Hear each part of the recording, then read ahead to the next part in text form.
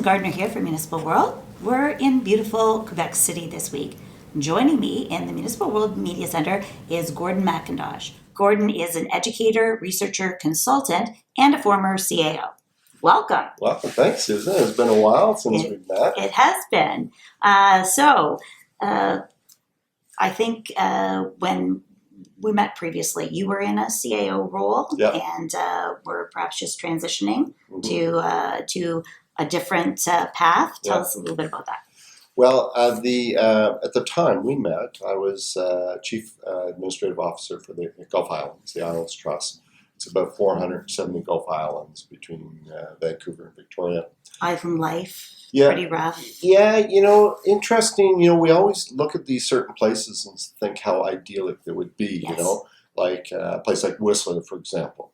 Huge amounts of controversy. The Islands Trust is saying, you had people who wanted to develop it, people who wanted to protect it. So we always get these kind of images of communities and idyllic life. Yeah, but not always so on the local government side. The surface. So, and I know one of the topics we want to talk about is CAO. So I was CAO for 15 years.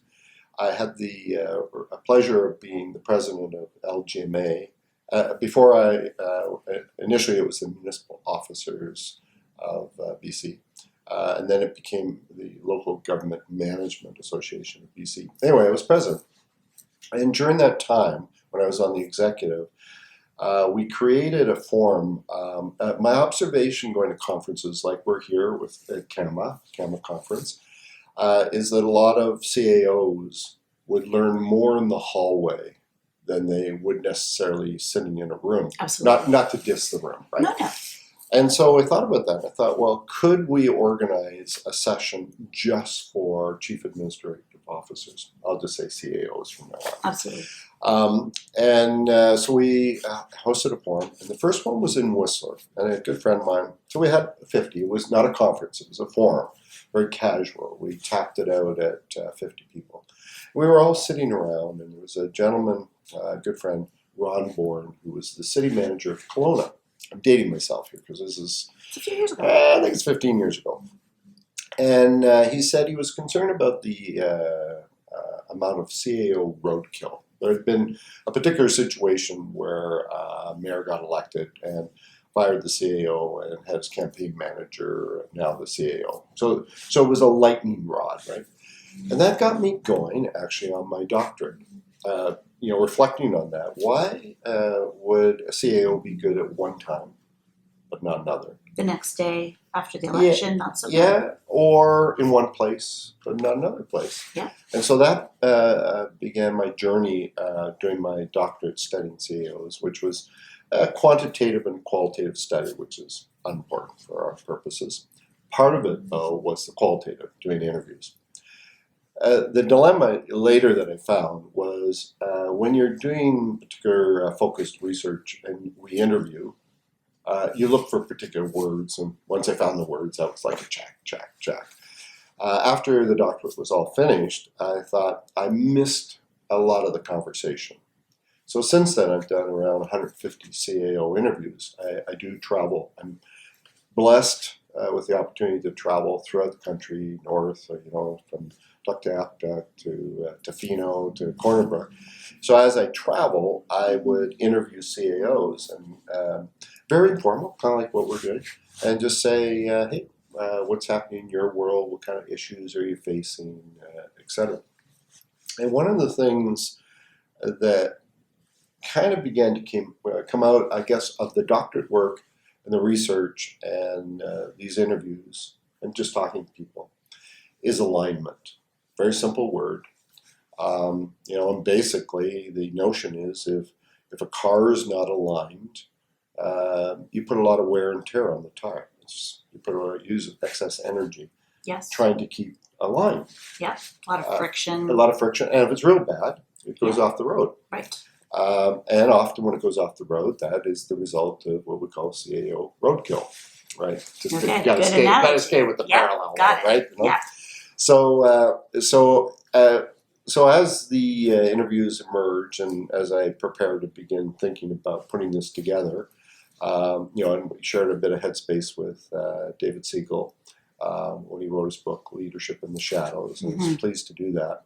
But he looked at some of the work and he said, well, you've sort of created a topology of 4 different types of CAOs.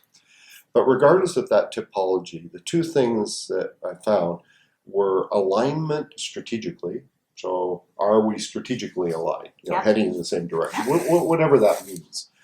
And it doesn't mean big, lofty visions. It actually means on-the-ground priorities, right? Which is a lot of the work I do. So I understand that world.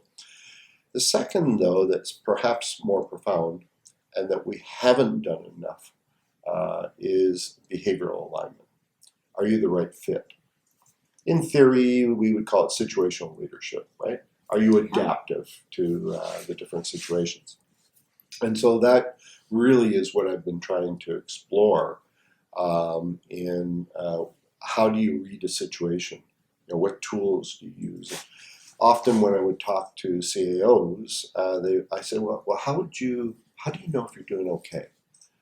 And they would say, more often than not, it would be, are people talking to me? Yes. Do we have that little convincing around? Or do people look at me? That kind of stuff. Yeah. Oh, wow. And Susan, there are stories, and you know them, of people that have been just totally surprised to find out, they were let go. Yes. Had no idea it was coming. Absolutely. No idea. So what do? Well, CAMA has done an awesome job putting together the CAO evaluation toolkit. And no disrespect to that product, more to the nature of councils have a hard time doing this. They don't know how to do it. They didn't get elected to do CAO appraisals. And even with a workbook and the awesome help, that's very difficult. The mayor gets stuck with it so often. Either they don't happen, in which case a lot of CAOs are, that's cool. Just carry on. Great, carry on. I don't hear anything bad. It must be good. It must be good. Yeah. Or we have them done very poorly. Now, there are a lot that are done awesome. Sure. So, but we're talking 4,000 local governments in the country, give or take, depending on which province is amalgamating, de-amalgamating, or whatever. So that got me thinking, could we do something a little different? So I built a framework, and the framework's not important for our discussion today. But using the framework, I was able to ask elected officials, mayors, CAOs, what do you think success looks like in these 4 areas? And I guess it is important to tell you the 4 areas. Yes. Strategy, policy, service delivery, and systems. So notionally then, politically, elected officials need to be doing strategy and policy. Makes sense. I mean, go to any 101 school orientation, everybody gets it, right? And the job of staff, of course, is to dutifully implement services and provide great systems and information. Got it, Gord, right? The problem is when the strategy is not clear, staff begin to go into that world either physically or interpret what's going on. And of course, if council or elected officials are not in the strategy world or policy world, right, where are they? They're in what I call administrivia. These are all symptoms of role confusion. So in short, the world is not really black and white when it comes to role clarity. And so the art then is navigating what I call the gray, sort of that gray area in between. So how do you do that? Well, we have another CAMA initiative, which is awesome, the political acuity, trying to equip people. I would call it adaptive leadership, adaptive behavior. How do you read a situation and adapt to it? So that's cool. Nevertheless, how do you know you've adapted them? Okay. So over time, with a lot of people, I've built this workbook where people who have the capacity can create their own, I'll call it a council CAO check-in. I used to call it a scorecard, but scorecard implies pass or fail, right? Yeah. No, just a check-in. And out of that, though, today at the CAMA conference, for many, they don't have the ability even to, kind of go through developing that hit list to customize Do it. they have the time? Or time, time, skills. But if we can give them, here's 10, people like 10. I actually made 11 because I didn't want to be like Letterman, right? So we got 11 of these things. It wouldn't be surprising, is our roles clear? Is internal communication working? Are our plans getting into action? I won't reveal it all so that our listeners have to actually look it up. Right? So, but the idea then is you would have this checklist. So anytime you run a meeting of any kind, it's good to have an agenda. Yes. Right? So with the idea of having a CAO check-in, which is legitimately in camera because you're giving them performance feedback. Yes. Right? So now we can say, okay, given these are what success looks like, because it's so easy without the checklist to have what I call a toilet conversation. Right? Tell me about a toilet conversation. Yeah, it's when we just get together. It's the one that's called, we ought to get together and chat, and it goes real bad, and it goes around, down. Where anybody, not only the mayor who might be chairing the meeting, or a warden or a reeve, right? It could be anybody. When we go there, somebody could say, well, what would success look like? Because there's that thing. Yeah. Okay. So if we're not clear on something, then what would good role clarity look like? Yeah. And now we can elevate the conversation, and we can talk about what I call preventive or remedial strategies. How can we prevent that in the future? Or if it happens, how we could fix it, right? And so today, I'm really pleased to be able to show people that tool, but build up. You got to build up to it first, right? Yes. And show them the tool. And then there's about 20 people all across the country that will be in the room that have used it. So testimony, how it works. And but the idea is that they can do it themselves. They might need help doing it the first time, or any local facilitator probably could help them do it. So the idea is when something festers, and I've seen so many, little things fester, they get bigger and bigger. So if we could have every quarter, council and the CAO, in-camera session, and just say, how are we doing? Yeah. What's working well? Celebrate. Yeah. Is there anything bothering anybody? I give you two examples. Helpful, Susan? Absolutely. Okay, let me give you two. One relative to CAO, but the other relative to a mayor. So let's try the mayor first. So we're doing this one session, and it began to be apparent that one person was picking on the mayor, saying, we never know what's going on. You're off flitting all over the place, doing the hobnobbing stuff. Yeah. I've heard that before. Well, man, no sooner had they said that, and then it was like a pack of wolves. It was a big council. It's 26, and all of a sudden there were 8 or 9 of them. Yeah. So we're going downhill real fast. Yeah. And so we said, okay, well, what would make it better? He could give you his diary every week, right? Or we could determine what are the critical things you need to know. Anyway, make a long story short, we said, hey, what's the role of council? Strategy. This affects strategy. We ought to if you're at a meeting that affects strategy. Policy, right? Big budget. And then the fourth one was the one I think we all should live by, the principle of no surprise, right? Yeah. If your counselor read about it the next day in the paper, nobody wants totally to embarrassed. be in that situation, right? And so, very simple. There was no policy, no big thing. And now, things don't always magically improve just because you did that, but they did, right? Another one was more directed towards staff. And they're having a discussion, and we're not getting all the goods in the staff reports. You're holding back. Yeah, holding back. Council's not getting the full picture. Well, and there's two aspects to that, right? Either staff are incompetent because they couldn't think of the information, or they're manipulative, holding the information. Either one diminishes confidence. And when council has diminished confidence, they go into the kitchen, right? It's an invitation to go deeper, right? So we talked about it. We said, okay, well, sometimes you got to get specific, right? You got to go to what was that incident. So we got to it. It was affordable housing, Susan. Right? You could drive a truck through that topic, right? Absolutely. We're talking social housing, emergency housing, market housing, employee housing. Yeah.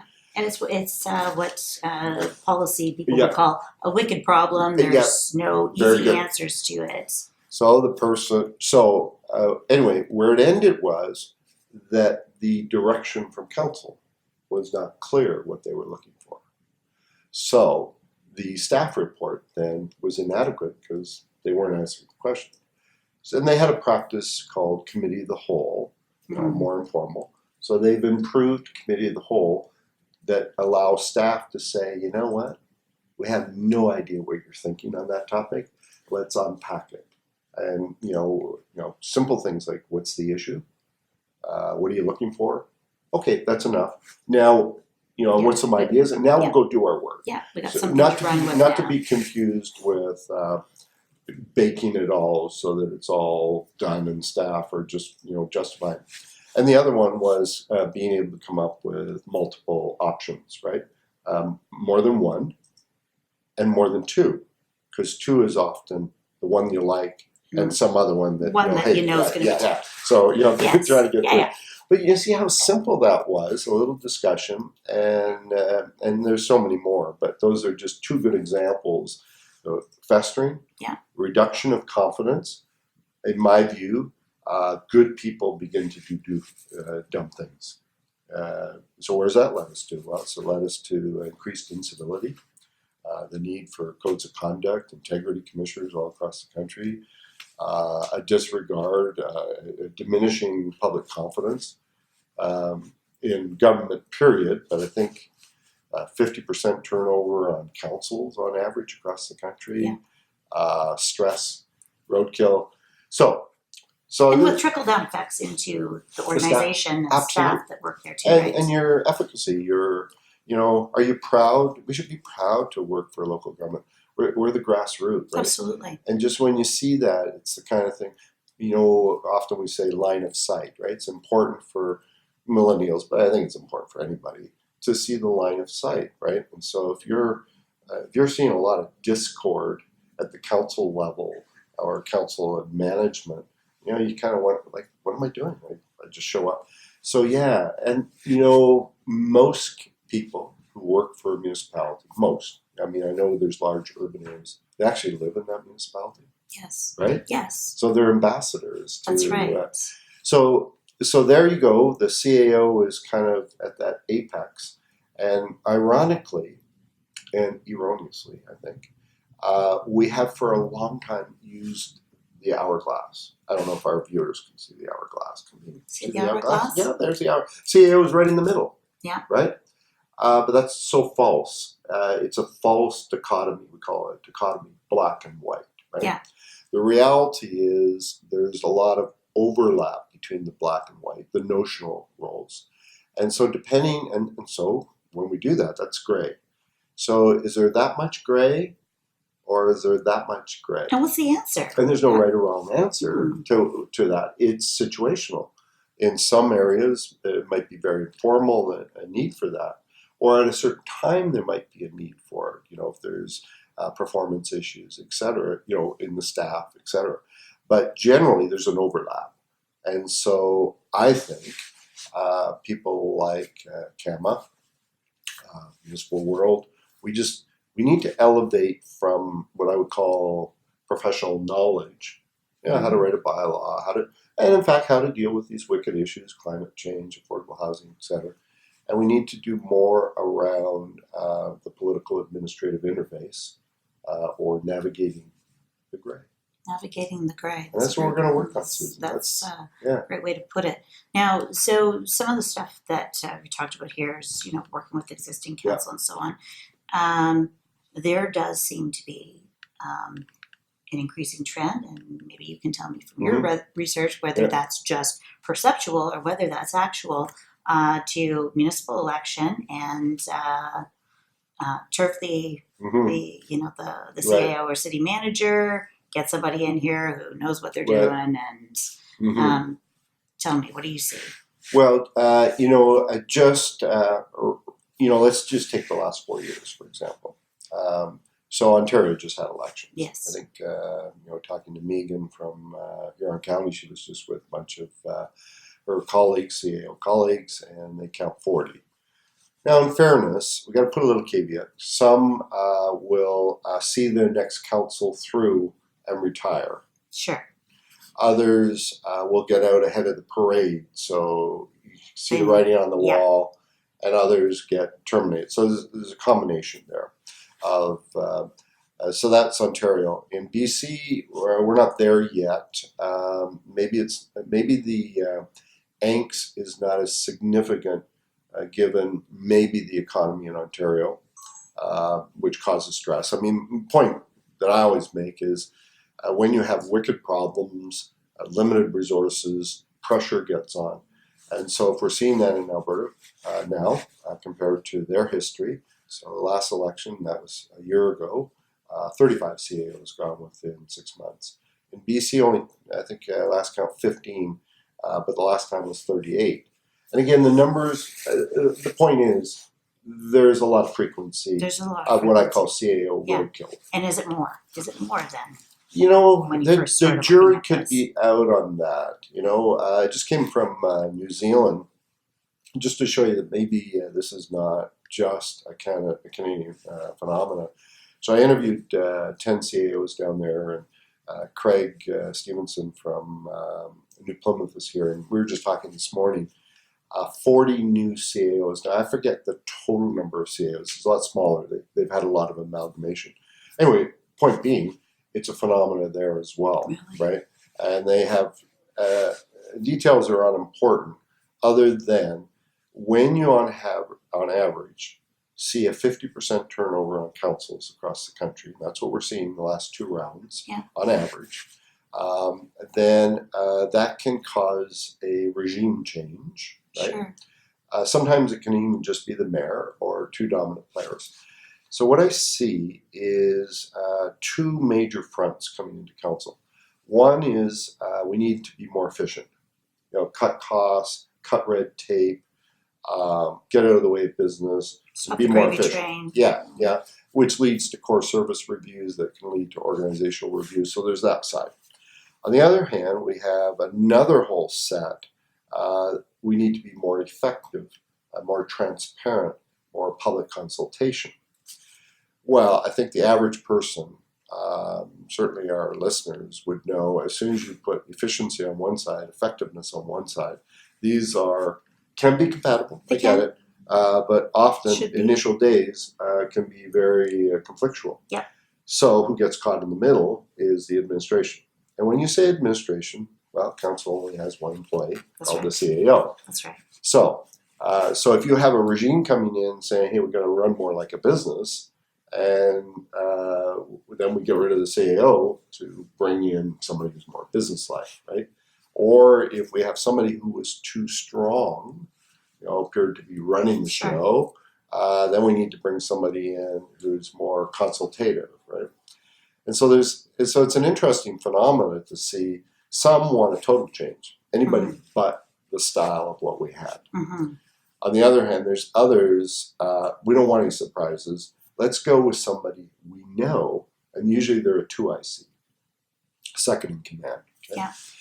And one of the phenomena that I observe is second in command, so a director or manager becomes a CAO, awesome professional skills, assumedly great team player with their finance department engineering, and then when they become the CAO, they're not successful. Many are, of course, Susan, right? But many are not. Why? We haven't equipped them to now be more adaptive, right? And it's the theory is situational leadership, but we need to do more. How do you read a situation, and kind of how do you adapt? And we come back to that political piece, right? So when kind of interviewing people, I kind of in my doctoral works suggested there were no disrespect to the clerk, but clerk style CAOs. Sure. And they just make sure all the papers correct. Yeah. Keep people out of trouble. And then there was the what I call the production manager. service delivery. It's all about service efficiency and service delivery. I'll go to the extreme, and then there's the autonomous executive. More often running a utility or a commission or a fragmented government, where it's a whole bunch of different governments, and it's much tougher to actually. And so they're the glue. Yeah. And so it's no disrespect to any of these. And then there is the third one, which is actually one in, which is what I call the community professional, the animator, the catalyst, the facilitator. Makes things happen. Yeah, because out of all the work that I did, that culminates into the three fundamental skills. One, political moxie, which we've talked about, political acuity. Second, strategic thinker, not planner, right? So we talked a little bit about that. And then being a facilitator, to be able to bring a team together to help council be the best that it can be without being directing council, right? Yeah. So when you look at these four, you might have had somebody who was keeping everything pretty clear, maybe a little community that's all of a sudden outside a major suburban area that's starting to realize growth, and they need the more the executive, the go-getter, the economic development kind of person, right? Yeah. Or We'll start seeing some things happening. Yeah. So there can be then issues around, do you have the right fit? The other is around relationships. Was there an apparent, real or otherwise, close relationship with the previous regime or the mayor, and you don't have confidence in it, right? So it's a lot of different reasons. So sometimes that CAO rule, whether it's actual or perceptual, it kind of gets politicized because of that connection with the previous council, and that's right or wrong, and for others, it's I think it's an agenda to clean up City Hall. Sure. It's just we're gonna clean it up and kind of clean house, that kind of stuff. The fourth that I see, sometimes there can be a very strong strategic agenda, i.e. environment or pro-growth, or so it's not about cleaning up City Hall. It's not about previous relationship. It's not about the perceived or real style. It's about, we have an agenda to grow the economy or to be more environmental, and we don't see that person as the person to get us there. And so when you start putting like 4 or 5 reasons like that, given 50% turnover, then I think we're seeing more frequency. Okay. Is my kind of notion, and it begins to, unfortunately, hit the news, right? Yeah. So as we look to aspiring CAOs, where are they coming from? Wow. Yeah. That was going to be my next Yeah, thing yeah, to discuss with you, yeah. because one of the things that certainly I'm paying attention to, and I think others are, is increased diversity that we're seeing in the municipal management field. Women, of course, very important to get more of these people to the table, people of color, but also people coming out from outside, from different disciplines, public sector perhaps, other fields, healthcare, economic development, and so on. Well, to understand the context, I guess, we'll start with sort of age and then kind of go to this diversity. So generally in the work that I did, and again, reflecting on 4,000 local governments in the country, so we kind of give or take, right? What we generally found that young people as CAOs and women as CAOs really valued what I would call professional competencies. And I'll compare that to older male CAOs. And the type of professional things that we're valuing, how to write a policy, how to know about service delivery, financial management, legislation, etc. Okay. So skills in specific areas that would provide support in the organization, because you don't have a lot of people. Well, that's what, so initially I was looking at the statistical correlation, thinking, well, okay, that means young males, and women share some kind of commonality. But as I dug deeper, I found out that most of them were actually in smaller places. Okay. So you nailed that one. And that means you got to be a chief cook and bottle washer. Often you're the clerk treasurer. You're the CAO / public works foreman, and so you needed to have that diversity, which was very different than older male CAOs. So then you can see the difference and say, okay, well, what's that? Is that seniority? Is it longevity? Yeah. Now, what it was is as you have a 30, 40-year career, or whatever it is, you tend to move up. And so you're in a bigger place. And so they tended to value more facilitative, strategic, team building kind of political moxie skill sets, because now they're an orchestra leader. They don't actually, as a good friend of mine says, you don't get to actually touch anything. And if you do, you're probably not doing your job, So what does that mean? Well, to me, what it means then, still in a smaller place, you're still going to have people who come in from a professional background of some sort. Sure. That need that skill set. So it would tend not to be somebody who's not a little bit steeped in local government. Yeah. So not impossible, I'm not saying it would be impossible, pretty hard to bring over the manager of the paint store, say, hey, Right. now I want you to run a village corporation. Not impossible, right? Okay, because everything can be learned, right?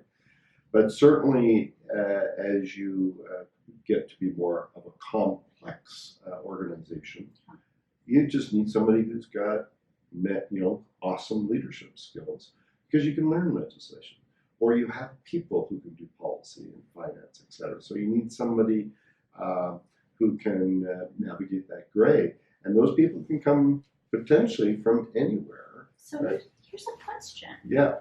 If I'm a woman looking at a CAO role, Right. and the reality is, anecdotally anyway, Yeah. my chances are much greater in a smaller rural community. If I take that role, am I putting myself potentially into a small community ghetto, if you will, that is going to be very tough to make that transition to become? Are my skills as a CAO, my experience as a CAO, going to be valued? Right. If I try to make the jump to. Well, it's an interesting question, because it depends where you came from, right? Because if you came from the community and your spouse, your partner, is working on the farm or employed, and you become that person, then for you to go anywhere, you have to move. And so it depends on sort of your domestic kind of situation, absolutely. right? Where if you're in a more urban area, to start off and move your career up through strutting your stuff, being able to show, taking training and stuff like that. So much harder, I think, for people who live and grew up in a small community. And I see that often.